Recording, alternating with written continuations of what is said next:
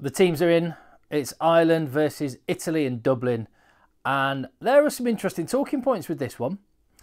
Quite a few players that weren't involved last weekend are involved this weekend. Partly out of choice and partly not. And I think the main division there is whether you're Gonzalo Quesada, who hasn't chosen some of the changes, or whether you're Andy Farrell, who has. And that's the big talking point from Ireland's perspective, rotation. And it's an interesting one to analyse. I think, and I got the sense that some Ireland fans wanted even more rotation than we have seen. You might, if you watch my video midweek, this is about what I expected the team to be. One or two slight differences really, but not huge wholesale changes, but definitely some rotation. And I think it just goes to show where Ireland are at, that they can make half a dozen changes and the team is still box office. In the pack, one change in the front row, Tadhg Furlong, been given a rest. One change in the second row, Tadhg Beirne, been given a rest.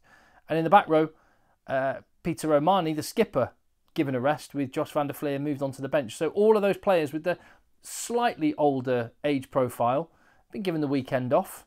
In the back line, Bundee Aki is the same, and Conor Murray as well. And it's the guys that are coming up, nipping at their heels, that are getting a start. In the case of Finlay Bealham, in the case of James Ryan. I mean, it's mad to say that, isn't it? James Ryan is a guy that is waiting for his turn off the bench. That just says where Ireland are at. And in the back row, Jack Conan and Ryan Baird get a shot.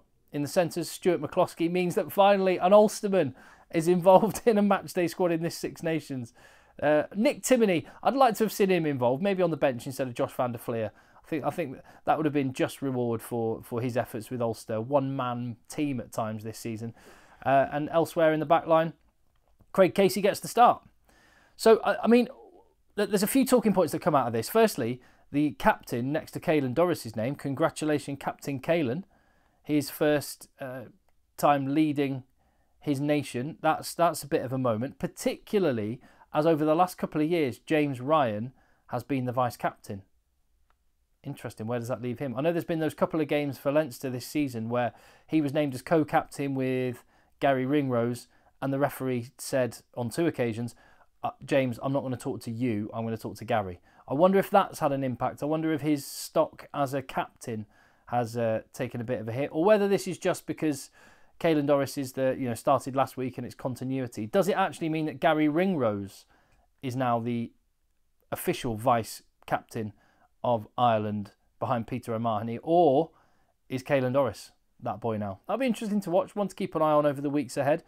Like I say, the consensus seems to be that Irish fans wouldn't have minded a couple more changes, but I think they'll be fairly happy with this. And as I say, it just goes to show the confidence that they have about the next cab off the rank. I mean, yeah, you've got international class and experience, and guys that actually at times could legitimately argue that they deserve a starting spot ahead of someone who's ahead of them. That's where Ireland are at. I'd actually say the one, and when you look on the bench, you've got guys like Harry Byrne, Jordan Lama, Tom O'Toole, Ian Henderson, Jeremy Lockman coming in as well. I mean, that is some class that were not involved in the matchday squad last week.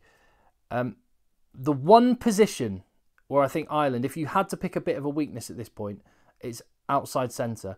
Now, when Gary Ringrose is fit, it's not a concern at all. As long as Robbie Henshaw and or Bundee Aki are there, they've got people that can occupy that role. But as for Saturday, if something were to happen to Robbie Henshaw, I don't know that there is a natural fit there. I guess what would happen is Jack Crowley would shunt across to 12 and Stuart McCloskey just kind of make do at 13.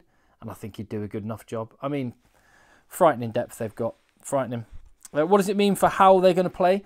I think fundamentally they're going to dominate Italy again. They will. I think the big lesson that Andy Farrell has probably learnt is about rotation of his squad. That was the one area when you analyse the last year of Ireland for all the incredible highs, Grand Slam, fantastic performances. It wasn't the reason why they went out of the Rugby World Cup, but I think at those crucial moments, having the confidence in the guys to come off the bench is massive. And when you look at the world champions South Africa, they had World Cup winners on their bench. And in those last 20 minutes, for all the amazing things that he did in an Irish jersey, Johnny Sexton was completely out on his feet. But the fact that Jack Crowley had not, up until that point, been given the game time that was necessary for Andy Farrell and other coaches, maybe the whole team as a whole, to have the confidence in Jack Crowley to come on. Like you can imagine, it's sliding doors moment, isn't it? You'll never know what would have happened, but had Jack Crowley come off the bench with 55, 60 minutes gone in that quarter-final against New Zealand, I think there's an argument to say Ireland may have come up with the goods. Then again, had you taken Johnny Sexton off and Ireland still continued to lose, Andy Farrell would have got absolutely battered for that. So this is where Ireland are at, and this is where they have to get to, a place where there is no drop in quality when a player comes off the bench. They're getting there, and I think this is a step on that journey. 5-3 split on the bench. Excited to see Jordan Lama running out for Ireland again. That'll be good. Yeah, I mean, it's a class team. They're going to win handily, aren't they? You'd think. Moving over to Italy then. Ange Capuozzo in for Tommy Allen at 15. Tommy Allen, who played really well against England. We'll talk about what that means in terms of the way Italy are going to play. What do you think that means? What do you read into that? And while you're there, get stuck in the comments down below in general.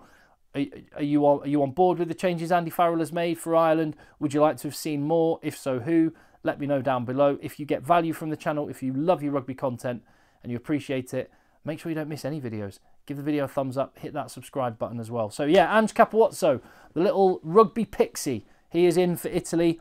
The brothers have been split up this week though. We're missing Garbisi Jr. at scrum half and we're missing Canoni Jr. at number 8. Iseko and Zuliani come into the back row, reshuffled a little bit with the skipper Michele Lamaro at number 8, and Stephen Varney in at scrum half.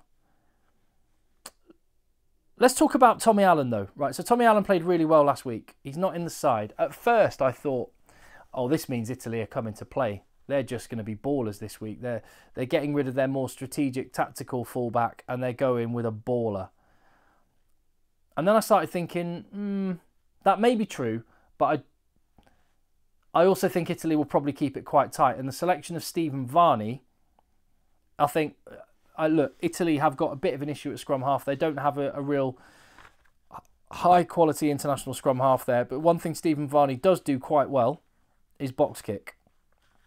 So I would suggest that that's what's coming for Ireland. They're going to push their kicking to 9 rather than off 15. They're going to try and control territory a little bit and accept that they're going to be without possession quite a bit and try and hope that Ireland, hope that they can kind of contain Ireland in that fashion. That's my thought anyway. I don't know if you agree. The other thing is Pani, Lorenzo Pani has a massive boot on him. In fact, I want to see him and James Lowe just have a bit of a boot off. Who can kick it further? Because I think it'll be a close run thing. They've both got howitzers of boots. So possibly you're going to see Ange Capuozzo wearing 15, but it's a little bit more fluid than that. And they might just work it out between them. By the way, on the Italian back three, Gacy, I always thought he looked really electric. It's a shame he's sort of off the radar a little bit. There must be some elements of his game that he needs to work on. But that's one I'd like to see back in the international fold. But they've got talent in that back. The back line particularly, 10 and outwards. They're a really, really good team. Brex and Menoncello is a good centre partnership. I just don't know if they're going to have enough, particularly when you look on the bench and you look at Ireland's bench. Ireland with Gibson Park and Van der Fleer and Henderson. And I mean, even if Italy can live with Ireland for 40, 50 minutes, they're going to get blown away at some point, you would feel. So I hope they can be competitive. I hope they go for the jugular and just have a crack. Who knows, maybe they're just targeting a losing bonus point and kind of accepting the likely reality that they're going to get handily beaten. In terms of a combined team then, if you took all 46 players that were involved in the matchday squad and you put them all together, who would you select? Out of the 23, I've gone for 20 Irishmen. 1 Italian in the pack, and I've kind of rejigged the back line a little bit, moved Caelan Doris over to 6, Michele Lamaro across to 7, and in the back line, Tommaso Menoncello with Robbie Henshaw tucking inside to 12. And 1 Italian on the bench, Tommy Allen ahead of Harry Byrne. I think that probably tells a picture, doesn't it? All over the park, everywhere you look, Ireland are top-notch. Italy have some really, really good players, but overall are not at that standard.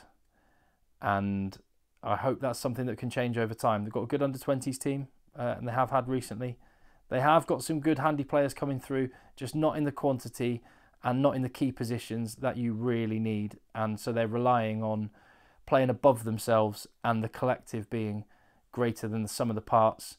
Unfortunately, they're facing an Ireland team who not only are exceptional individuals, but are also, well, tend to be greater than the sum of their parts as well. So I only see this going one way. I did check online, and the current handicap betting for Ireland is a 34-point head start for them, which is massive. However, realistic, I feel. I think that's the sort of margin we're looking at here. Ireland by 25, 30 points, maybe more. I hope I'm wrong, actually, because it'll mean Italy are competitive, but that's the way I see it at the minute. Tactically, selection-wise, what do you think? How do you see this one going? Let me know in the comments. Give the video a thumbs up. Hit subscribe. I'll see you on the next one. This is the last thing I'm doing here before I'm heading down to London, staying with my brother tonight, and I'll be at Twickenham tomorrow. So keep your eyes and ears on the channel for more. See you then.